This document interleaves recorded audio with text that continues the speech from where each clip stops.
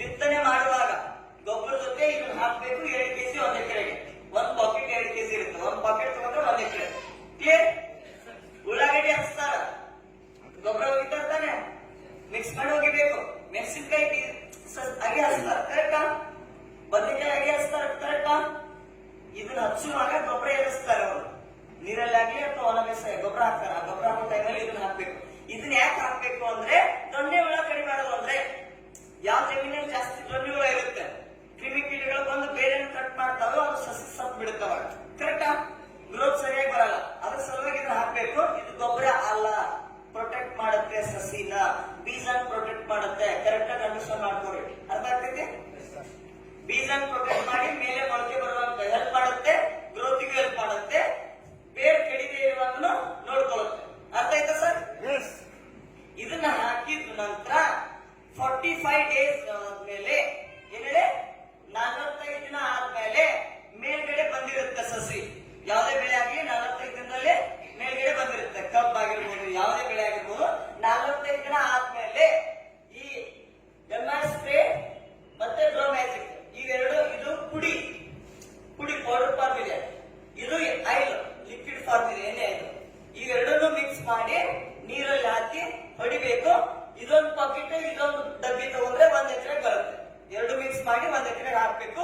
ಯಾಕೆ ಹಾಕ್ಬೇಕು 45 ದಿನ ಆದ್ಮೇಲೆ ಅಂದ್ರೆ, ಗಿಡ ಹೈಟ್ ಆಗ್ಬೇಕು ಅಂದ್ರೆ, ಜಾಸ್ತಿ ಟೊಂಗೆ ಹೊಡಿಬೇಕು ಅಂತಂದ್ರೆ, ಇಳುವರಿ ಜಾಸ್ತಿ ಬರ್ಬೇಕು ಅಂತಂದ್ರೆ, ಬಾಜು ಹೊಲಕ್ಕಿನ ಈ ಹೊಲದ ಬೆಳೆ ಭಾರಿ ಕಾಣಿಸ್ಬೇಕು ಅಂದ್ರೆ ಗ್ರೋ ಮ್ಯಾಜಿಕ್ ಅನ್ನ ಹಾಕ್ಬೇಕು. ಗ್ರೋತ್ ಸಲುವಾಗಿ ರೆಂಬೆಗಳು ಜಾಸ್ತಿ ಬರುತ್ತೆ, ಹೂಗಳು ಜಾಸ್ತಿ ಹಾಕ್ಬೇಕು, ಬೇರೆ ಆಳವಾಗಬೇಕು, ಬಡ್ಡಿ ದಪ್ಪ ಆಗ್ಬೇಕು. ತೊಗರಿ ಆಗಿರ್ಬೋದು, ಕಬ್ಬ ಆಗಿರ್ಬೋದು, ಸ್ಟ್ರಾಂಗ್ ಆಗಿ ಬಿತ್ತು ಅಂದ್ರೆ ಮೇಲ್ಗಡೆ ಫಲವತ್ತತೆ ಜಾಸ್ತಿ ಬರುತ್ತೆ. Correct sir?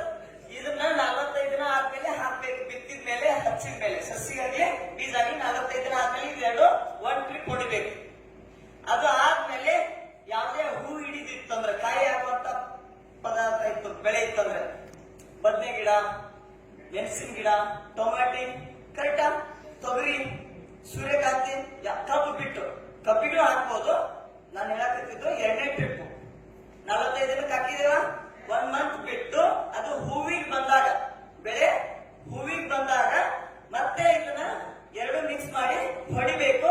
ಯಾಕೆ ಹೂವಿನ ಬಂದ ಸ್ಟೇಜ್ ಅಲ್ಲಿ ಹೊಡಿಬೇಕು ಅಂತಂದ್ರೆ, ಹೂ ಉದುರಬಾರದು. ಆದಂತ ಹೂ ಎಲ್ಲ ಸ್ಟ್ರಾಂಗ್ ಆಗಿ ನಿಂತ್ಕೊಂಡು ಕಾಯಿ ಆಗ್ಬೇಕು ಅಂತಂದ್ರೆ ಹೂವನ್ನು ಪ್ರೊಟೆಕ್ಟ್ ಮಾಡಕ್ಕೆ ಹೆಲ್ಪ್ ಮಾಡುತ್ತೆ. ಸೆಕೆಂಡ್ ಟೈಮ್ ಹೊಡಬೇಕಿದ್ರ 45 ದಿನ ಆದ್ಮೇಲೆ ಒಂದ್ಸಲ, ಆಫ್ಟರ್ ದಟ್ ಹೂವಿನ ಸ್ಟೇಜ್ ಬಂದಾಗ ಒಂದ್ಸಲ, ಮತ್ತೆ 3ನೇ ಸಲ ಫೈನಲ್. ಯಾವಾಗ ಕಾಯಿ ಆಗಿರುತ್ತಲ್ಲ, ಮೆಣಸಿನಕಾಯಿ ಆಗಿರುತ್ತೆ, ಬದನೆಕಾಯಿ ಆಗಿರುತ್ತೆ, ಟೊಮೆಟೊ ಆಗಿರುತ್ತೆ, ಕರೆಕ್ಟಾ? ತೊಗರಿ ಕಾಯಿ ಬಿಟ್ಟಿರುತ್ತೆ ಹೂ ಆದ್ಮೇಲೆ, ಸೂರ್ಯಪಾನ ಕಾಯಿ ಆಗಿರುತ್ತೆ, ಕರೆಕ್ಟಾ? ಬೀಜ ಆ ಸ್ಟೇಜಿಗೆ ಬಂದಾಗ ಇದನ್ನ ಮತ್ತೆ 1 ತಿಂಗಳ ಗ್ಯಾಪ್ ಕೊಟ್ಟು ಕಾಯಿ ಆದಾಗ ಮತ್ತೆ ಹೊಡಿಬೇಕು. ಕಾಯಿ ಆದಾಗ ಯಾಕೆ ಹೊಡಿಬೇಕಂದ್ರ, ಕಾಯಿ ಸೈನಿಂಗ್ ಬರಬೇಕು, ಕಾಯಿ ತೂಕ ಬರಬೇಕು. ಮೆಣಸಿನಕಾಯಿ ಅಷ್ಟೇ ಸೈಜ್ ಇರುತ್ತೆ ಬಟ್ ತೂಕ ಜಾಸ್ತಿ ಇರುತ್ತೆ. ಬದನೆಕಾಯಿ ಅಷ್ಟೇ ಸೈಜ್ ಇರುತ್ತೆ ಬಟ್ ಸೈನಿಂಗ್ ಕಲರ್ ಬಂದಿರುತ್ತೆ, ತೂಕ ಜಾಸ್ತಿ ಆಗುತ್ತೆ. Tomato same. ಕಬ್ಬಿಗೆ ಇದನ್ನ 2 ಸಲ ಹೊಡಿಬೇಕು. ಇಲ್ಲಿ ಕಬ್ಬು ಇಲ್ಲಿ ಬರುತ್ತಲ್ಲ ಹೊಡಿಬೇಕು. ಕಬ್ಬು ಇಲ್ಲಿ ಬಂದ್ಮೇಲೆ ಹೊಡ್ಯಾಕಾಗಲ್ಲ, ರಿವರ್ಸ್ ಹಿಡಿಯುತ್ತೆ. ಕಬ್ಬು ಹೈಟ್ ಆದ್ಮೇಲೆ ಎಣ್ಣೆ ಹೊಡ್ಯಾಕ್ ಬರಲ್ಲ, ಇದು ಎಣ್ಣೆ ಸಿಂಪಡಣೆ ಮಾಡಕ್ ಬರಲ್ಲ.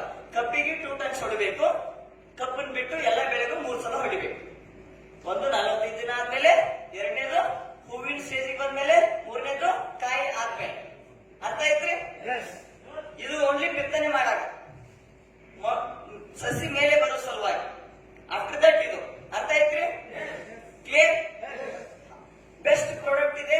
ಶೇಂಗಾಕ್ಕೆ ಬೆಸ್ಟ್ ರಿಸಲ್ಟ್ ಬಂದಿದೆ, ತೊಗರಿಗೆ ಬೆಸ್ಟ್ ರಿಸಲ್ಟ್ ಬಂದಿದೆ, ಮೆಣಸಿನ ಗಿಡ ಖತರ್ನಾಕ್ ರಿಸಲ್ಟ್ ಬಂದಿದೆ, ಬದನೆ ಗಿಡ, ಟೊಮ್ಯಾಟಿ ಎಲ್ಲದಕ್ಕೂ ತುಂಬಾ ಚೆನ್ನಾಗಿ ರಿಸಲ್ಟ್ ಬಂದಿದೆ. ಅಡಿಕೆ ಕೊಡ್ಬೋದು ಸರ್? ಕೊಡ್ಬೋದು. ಲಾಂಗ್ ಟರ್ಮ್ ಬೆಳೆ ಅದು, 3 ತಿಂಗಳಲ್ಲಿ ರಿಸಲ್ಟ್ ಗೊತ್ತಾಗಲ್ಲ. ನಾವು ಅಡಿಕೆಗೆ ಸಜೆಸ್ಟ್ ಮಾಡಲ್ಲ, ನಿಂಬೆ ಗಿಡ ಸಜೆಸ್ಟ್ ಮಾಡಲ್ಲ. ಯಾಕೆ? ಲಾಂಗ್ ಟರ್ಮ್ ಬೆಳೆಗಳು 3 ತಿಂಗಳ, 6 ತಿಂಗಳ, ವರ್ಷದ ಬೆಳೆಗಳಿಗೆ ಹಾಕ್ಬೋದು. ನನ್ನ ಸಜೆಷನ್. ಕಂಪ್ನಿದವ್ರು ಕೊಟ್ಟಿದ್ದಾರೆ ಎಲ್ಲದಕ್ಕೂ ಕೊಡಿ ಅಂತ, ಬಟ್ ನಮ್ಮವ್ರಿಗೆ ಅರ್ಜೆಂಟ್ ಸ್ವಲ್ಪ ರಿಸಲ್ಟ್ ಈಗ ಗೊತ್ತಾಗಬೇಕು ಇವರಿಗೆ. ಕರೆಕ್ಟ್ ಅಲ್ರಿ? ಕಣ್ಣಿನ ಮುಂದೆ ತೋರಿಸ್ಬಿಡ್ಬೇಕು ನಾವು. ಅಂದ್ರೆ ಮೊದಲು ಈ 3 ತಿಂಗಳು ಬೆಳೆ ಕೊಡೋದು ಜಾಸ್ತಿ ಮಾಡ್ತಾರೆ. 5 ಎಕರೆ ಅವ್ರು ಹಾಕ್ತಾರ ಅಂತಂದ್ರೆ 5 ಎಕರೆದಲ್ಲಿ 1 ಎಕರೆ ಮಾತ್ರ